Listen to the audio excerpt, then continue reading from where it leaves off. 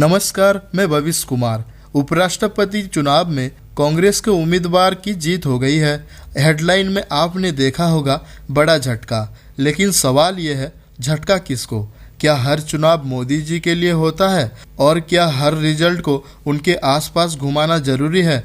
जीत आए तो देश की जीत और हार आए तो बड़ा झटका। लोकतंत्र का मतलब सिर्फ जीत और हार है क्या?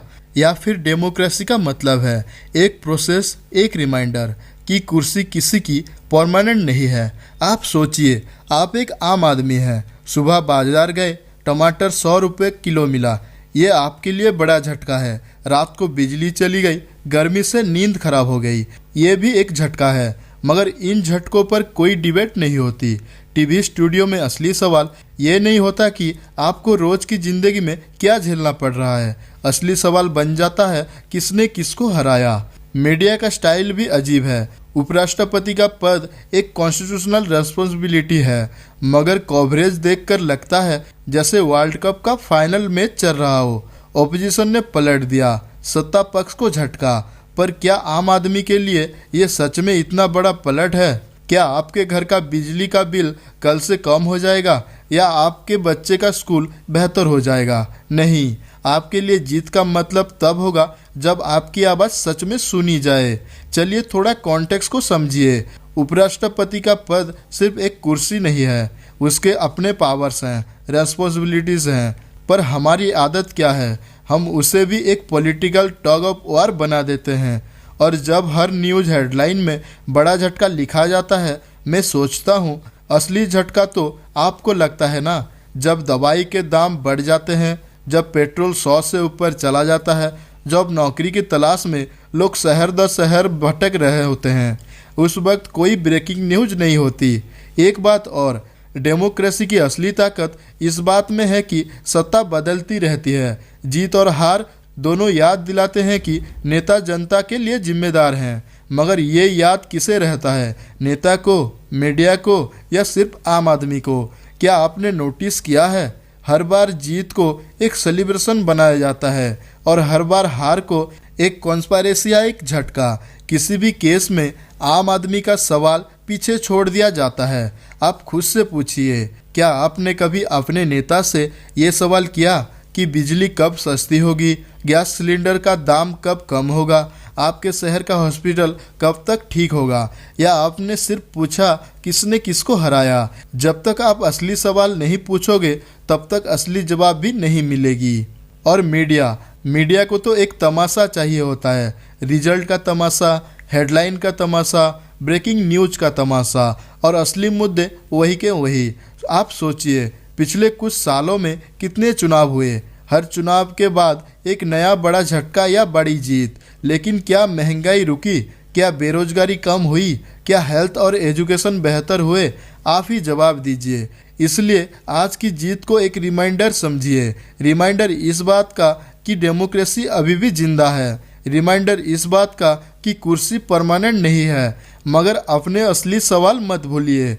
आपकी असली जीत तब होगी जब गांव की रोड ठीक होगी, जब हॉस्पिटल में दवा फ्री मिलेगी, जब नौकरी मिलेगी और बच्चों के लिए अच्छी पढ़ाई और सेफ भविष्य होगा। और जो मीडिया बड़ा झटका कह रही है, वही मीडिया कल को किसी और की जीत को हिस्टोरिक विक्टोरी कह देगी। नेता बदलेंगे, कुर्सी बदलेगी, पर आपके सवाल वही के वही रह जाएंगे। इसलिए असली झटका नेता को नहीं, आपको लगता है। और असली उपराष्ट्रपति आपकी जिंदगी का क्या है? बिजली का दाम, पेट्रोल की कीमत, नौकरी की तलाश। आप सोचिए, हम डेमोक्रेसी को सेलिब्रेशन करते हैं, लेकिन डेमोक्रेसी का मतलब सिर्फ रिजल्ट नहीं होता। लोकतंत्र का मतलब होता है सवाल और जवाब। और ये सवाल सिर्फ नेताओं के लिए नहीं होते, ये सवाल हम सबके लिए भी होते हैं। क्या हम अपनी जिम्मेदारी निभाते हैं? क्या हम वोट देने के बाद अपने नेता से पूछते हैं कि उन्होंने क्या काम किया? या फिर एक बार बटन दबाने के बाद हम सोच लेते हैं काम खत्म?